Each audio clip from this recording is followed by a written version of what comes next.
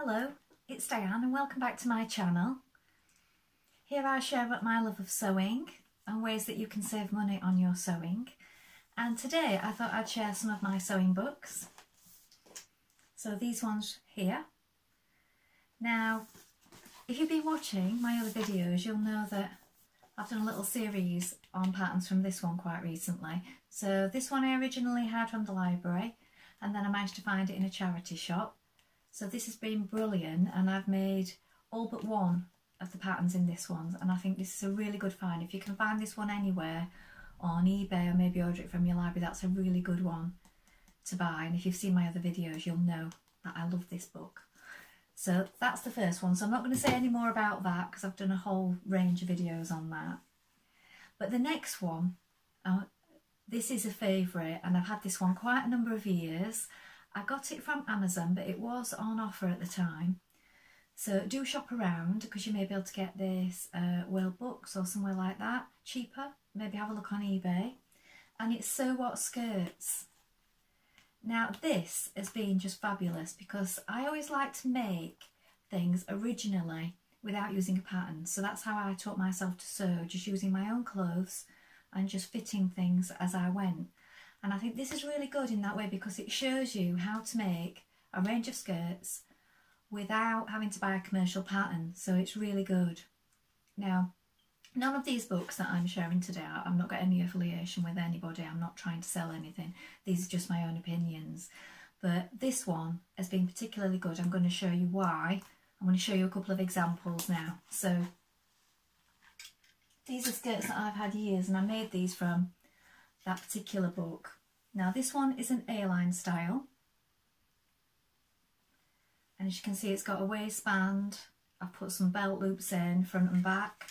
It's got little darts and I've chosen to line it. Now to line it I just cut out the same pieces that I did for my skirt. Here's the side zip. So that's the first one. So I've got an A-line one from that particular skirt, and then this one is a straighter version.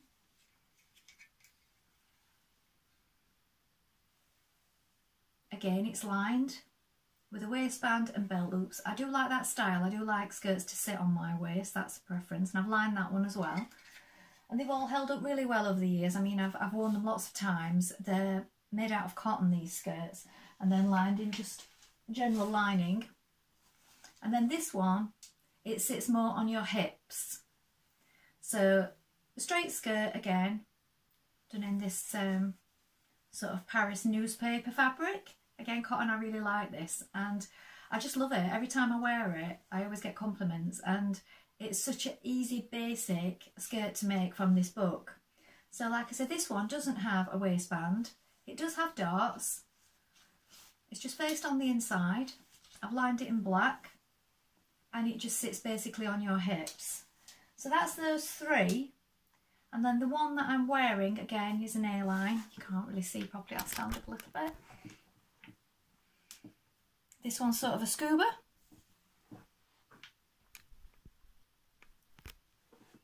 I'll do a better view of that one at the end. But yeah, this one's a scuba fabric. Again, sort of an A-line, bit of a curved hem. But all from this book. Now, what it asks you to do in this book is just take your measurements, and what I did was I drew directly onto the fabric with tailor's pencil. If you're brave enough, you can use a regular pencil. If you're careful, it won't show on the other side if you just use light marks.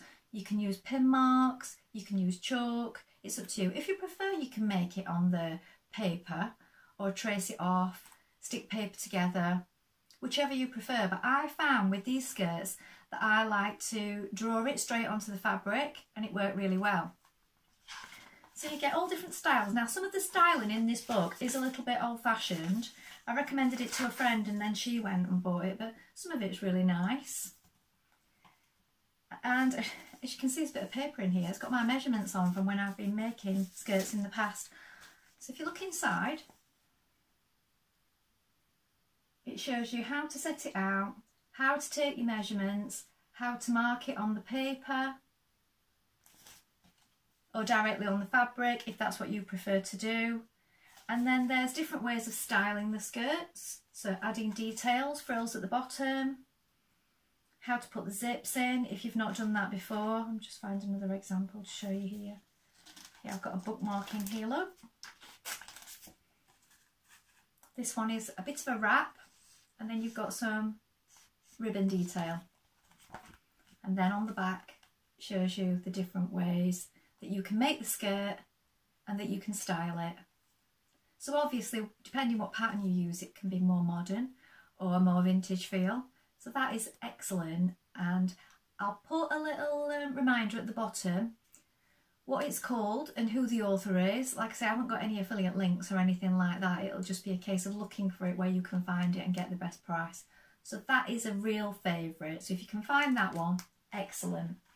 The next one I'm going to show you is more of a green theme. So this one I did buy for myself new a few years ago, and it's Sewing Green. So this one is more about using recycled materials that you can find. That's something that I love to do to make things. So in here we have more like craft projects, not all clothes, some accessories. So there's a lovely scarf. You can use felted wool, you can use blankets, different ways you can make that. And cushions using odd jumpers. I'll find a few more. So you can make napkins and tableware using vintage fabrics that you find. They can be quite hard now though to find at a good price, because what tends to happen is people snap them up and the price goes up. So, oh, something that I did do is just printing, doing your own printing on fabric. So I did a little bit of that a while ago, and I did it the old-fashioned way. I did some potato printing, but it came out really well. And I used some of the fabrics, I cut them up and I used them in some patchwork, some cushions that I made. So there's lots of ideas in that one. So that one's really lovely if you want some ideas for using environmentally friendly fabrics, you know, using more of a green theme in your sewing. So I really like this one. It's a bit more expensive. I mean, this one says $14.99. I didn't pay that for it. I think I paid about $9 for it, 9 or 10, and I got that round about Christmas time. That was a Christmas present to myself. So I love that one too. This one, Basic Black. Now, I really love the styling of this book. I love the designs, I love the images, and I have made a couple of things out of it. It is a little bit like the Tilly book in that you've got patterns in the back. So here, you've got a little envelope and you have to trace off your patterns. A bit like you do with the Tilly one, but there are so many sizes and different variations on a few sheets that it's more complicated than the Tilly book. So if you've used Birdie before, I'm going to come to that in a minute. If you've used Birdie before, you'll know that there's multi-size patterns and multi-patterns on one sheet, and that's what these pattern books are like, and there's a few of these in this series.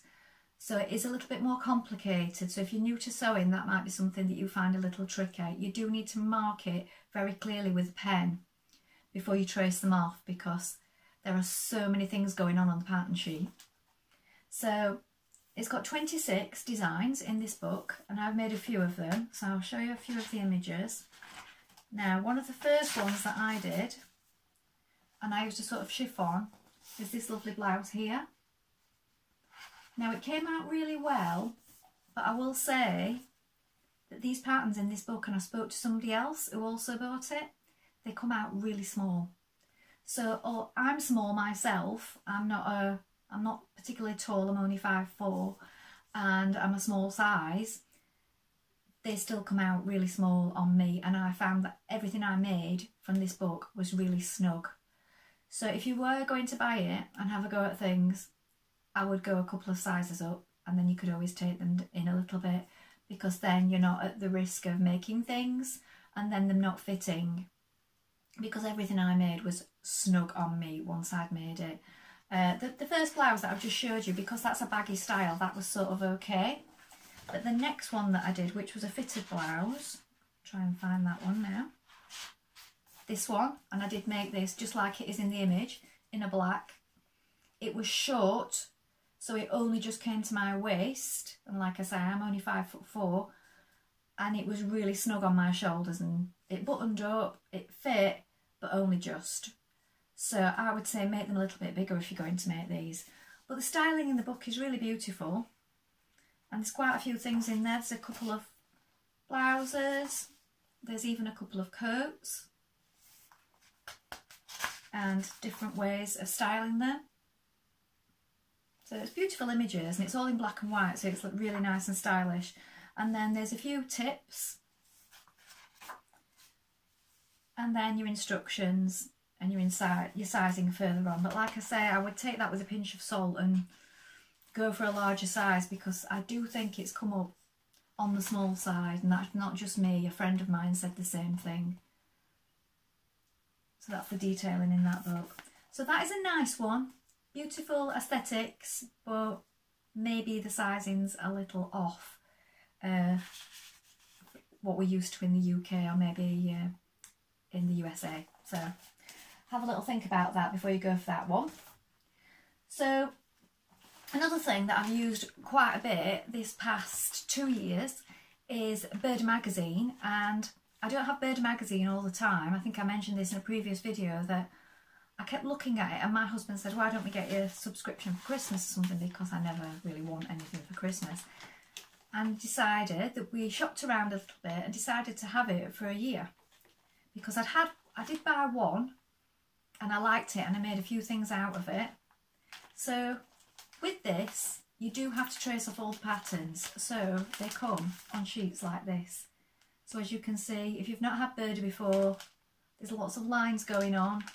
You do need to trace off every pattern that you make onto separate paper. And what I do is, when I've made them or used them, put them in an envelope with the date and the number of the magazine and the month and the year, and I put them in a box. And I've had it for a year. I won't be having it anymore now, because I've got loads of patterns from it. But also, when I've used them, I make myself my own little pattern envelope. So here I am on the front, so I can remember what I made. I've got the pattern in there. I put the magazine and the number, the date on it, and what it is.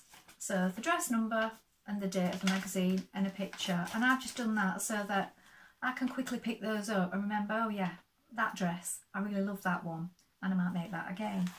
So I do like it, but you do tend to find, I think, with Birdie, that a lot of the patterns repeat. So if you're going to have it year on year, you would just be getting a lot of the same patterns, I think. I know some people have a constant rolling subscription to it because they love it so much, and it does have beautiful styling and images in it. But I think once you've got so many, there's only so many patterns, and you can sort of adapt the ones you've got. So if you've not seen it before, I'll show you a few inside. So it shows you all at the beginning here what's going to be in the magazine. And there's some children's wear in every issue, and also usually different plus sizes and ways of styling. There's usually some fashion tips in the front. But the photography and the images are beautiful, and it gives you some ideas of what sort of fabrics you might want to buy. It also tells you what fabrics have been used in the images, but they're usually really expensive ones. So if you're trying to sew on the cheap, you probably want to look out your own. And sometimes there's some craft things in as well, like in this issue, there's some fabric flowers. So like I said, I do like it, but I think if you've not had it before, maybe go to the shop, have a look. It's quite good, this one, that it's not usually in a plastic cover like some sewing magazines are, and you can't browse them. So decide if you do really want to pay whatever for them, because at this point it was £7.50, but if you get the subscription, obviously you get it cheaper. Sometimes you can just get 3 magazines as well on a trial, and that works out cheaper. So you can pick it up and you can have a flick through, and if there's quite a few patterns in there that you think you'll make, then you know that it's worth buying. So you might want to just go and have a look for a couple of months until you see one that you really want. Try it and see if you like it, and you may find you only need a few, because you do get a lot of patterns in each magazine. So that is something that I really like. Now, as you can see, I've not got a lot of sewing books, but the ones I've got have been used quite a bit and I do enjoy using them. I have had ones from the library before. Some of them have been good, like the Tilly one, which made me want to look out for it to see if I could buy my own copy, but some of them have not been so good. So if you've got any tips, if you've had any really good sewing books that you think are brilliant and you think I should have a look at, please let me know in the comments below. Please like and subscribe if you enjoyed this. I thought I'd do something a little bit different today. So it'd be great if you leave a comment and let me know if there are any of those sewing books that I've missed that I've not seen that are really worth looking at. So thank you for watching today, and I hope to be back soon with some more sewing ideas. Bye for now.